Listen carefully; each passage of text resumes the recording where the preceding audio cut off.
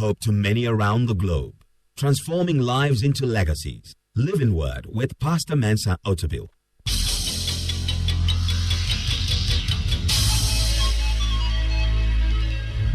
And now, today's word.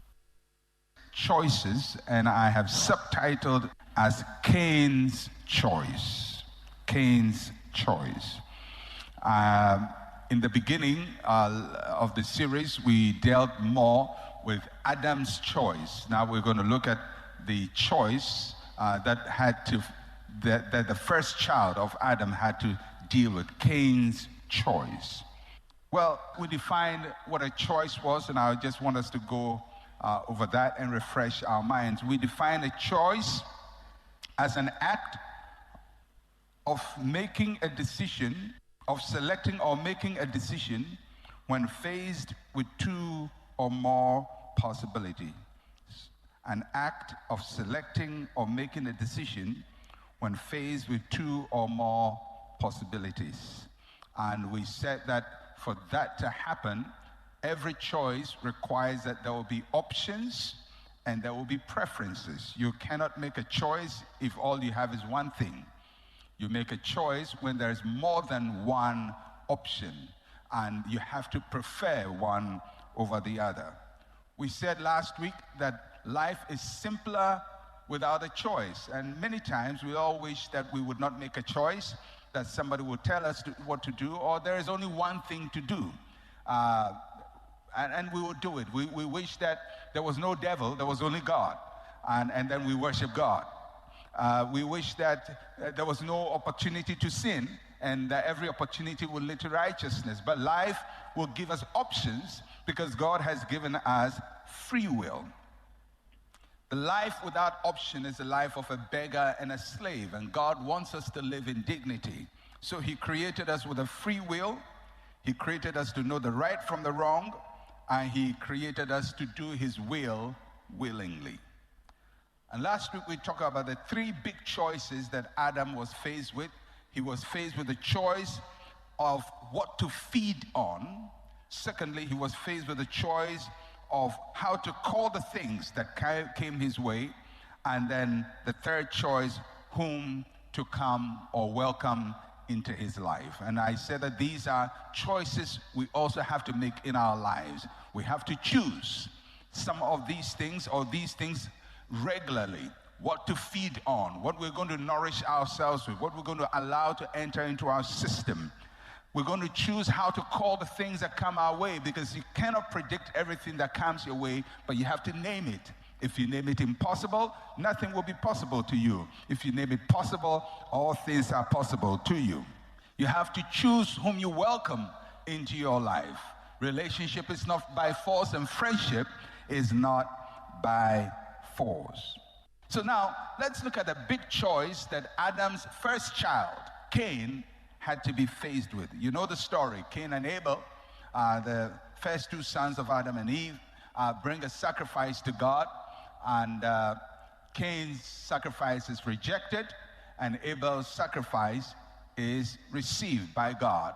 And that creates problems for Cain because he's the older brother and his sacrifice is not accepted. So let's pick up that story from Genesis chapter 4, verses 6 to 7.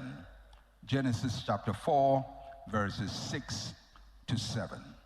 So the Lord said to Cain, "Why are you angry? Why has your countenance fallen? If you do well, will you not be accepted? And if you do not do well, sin lies at the door, and its desire is for you, but you should rule over it. Why are you angry? Why has your countenance fallen? If you do well, will you not be accepted?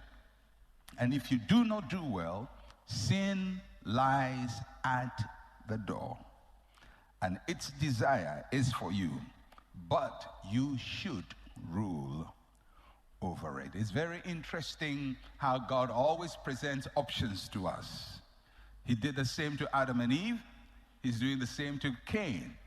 He tells him the options available and advises him on the right option, but God will not make a choice for you. That's one of the things we have to get right, that God will not make a choice for you. No matter how long you pray about a choice, you have to choose sometime. You can pray about it, fast about it, meditate on it, go on retreat about it, but at a certain point, the prayer must end, the fasting must end, the retreat must end, and you have to choose.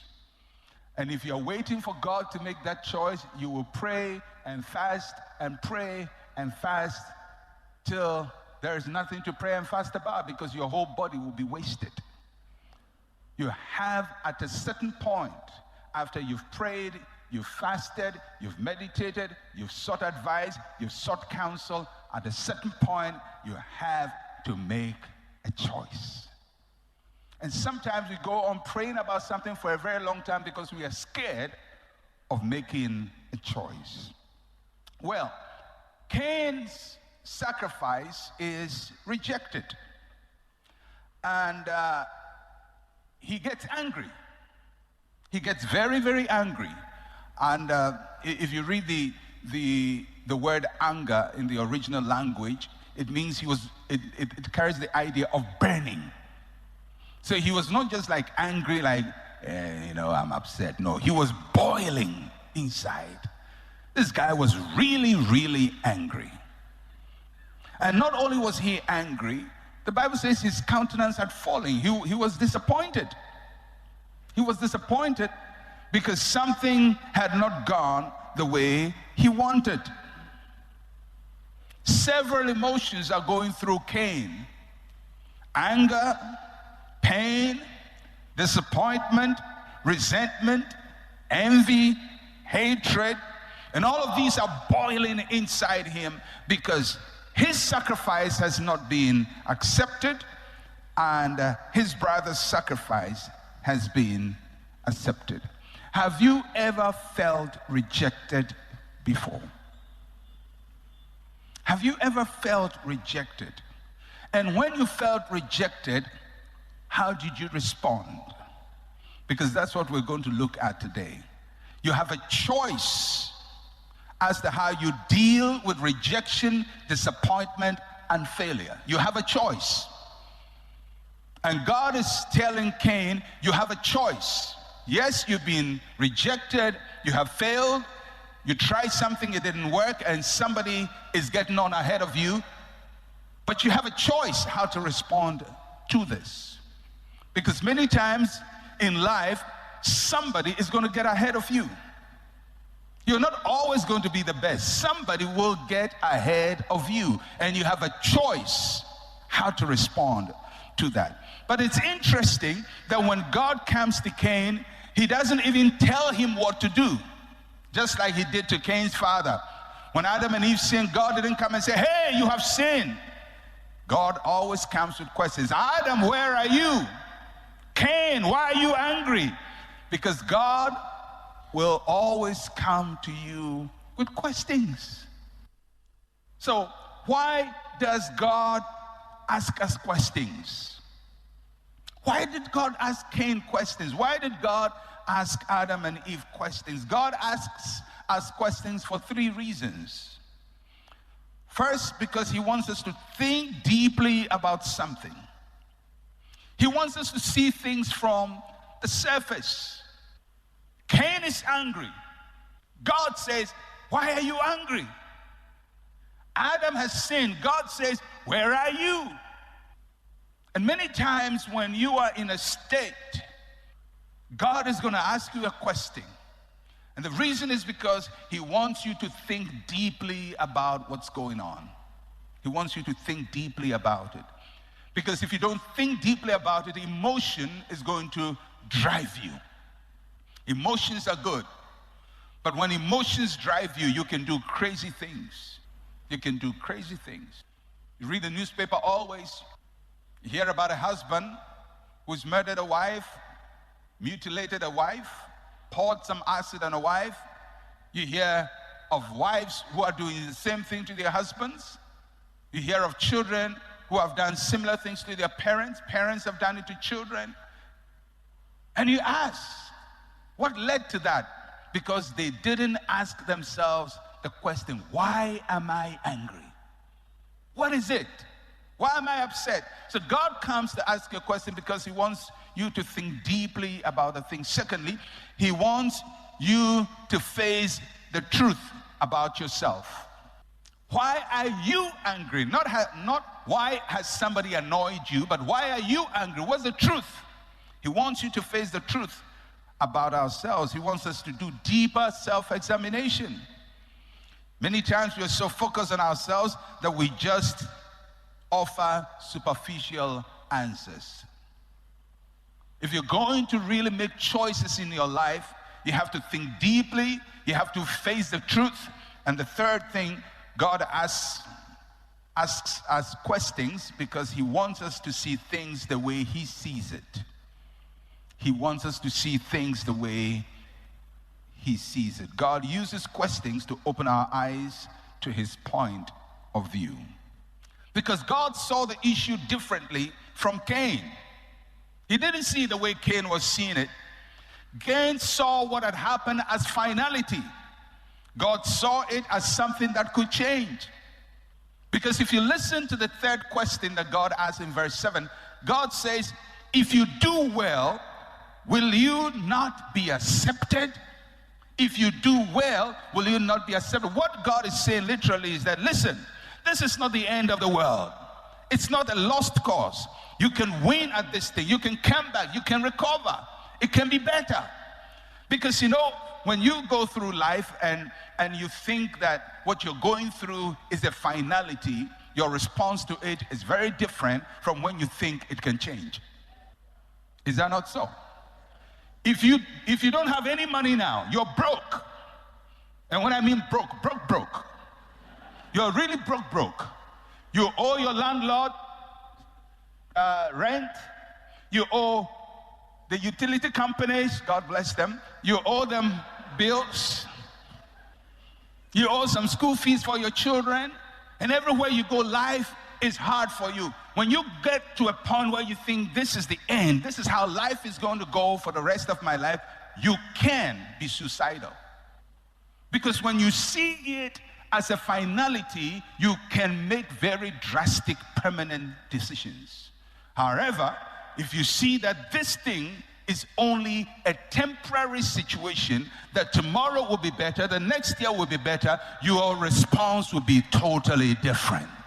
So God is saying to Cain, you messed up, your sacrifice was not accepted, I rejected it, but if you do well, you will be accepted. This is not the end.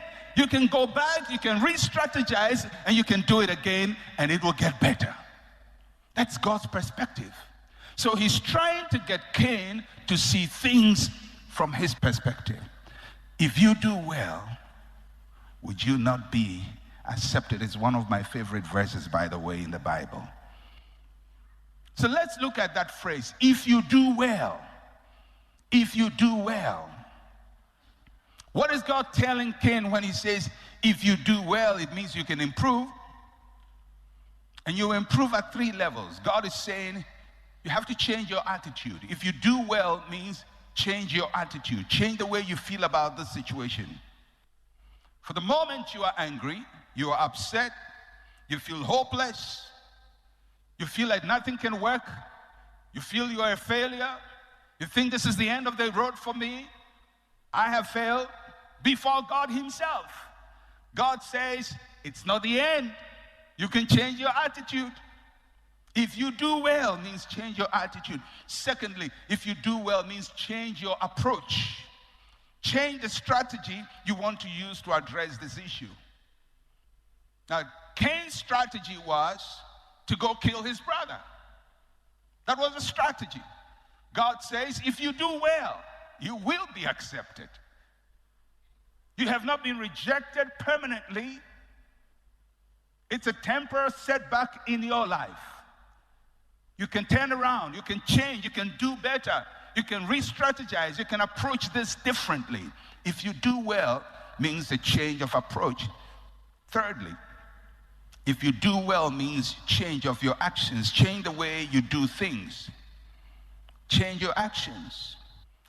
Cain had to realize that the reason he was rejected was not because God hated him. He's supposed to make a sacrifice, and we learn that he should have made a sacrifice of blood. But he made a sacrifice of plants. So God says, if you do well, you'll be accepted. If you go back and do the right thing, you have another opportunity. This is not the end. Tell the person next to you, this is not the end. I just feel somebody needs to hear that message this morning, that this is not the end. You may have failed once, twice, 3, 4, 5, but it is not the end. There is a choice you can make about this situation. And God says to Cain, if you do well, you'll be accepted. I like that phrase. It means that God can give me a new chance. This is not final. This is not my last stop. This is not the end of my story. This is not how my story will end. This is not the full stop. This is a sentence that is not yet completed. It is a sentence under construction. And if I do well, a but will be added to my sentence and a change in the construction. He fell, but he rose again. That's going to be your story. He failed, but he rose again. The righteous shall fall 7 times, but he will rise. You have to wait for but to be introduced to your life so you can see how this sentence will end its construction. It's a choice. And that's what God is saying to Cain. This is not the finality. If you do well, you will be accepted.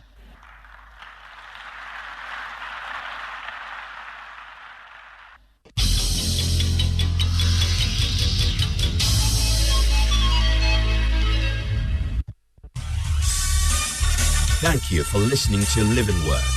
To interact with Pastor Mensa Otabil, like his page on Facebook. Follow him on Twitter @Mensa Otabil.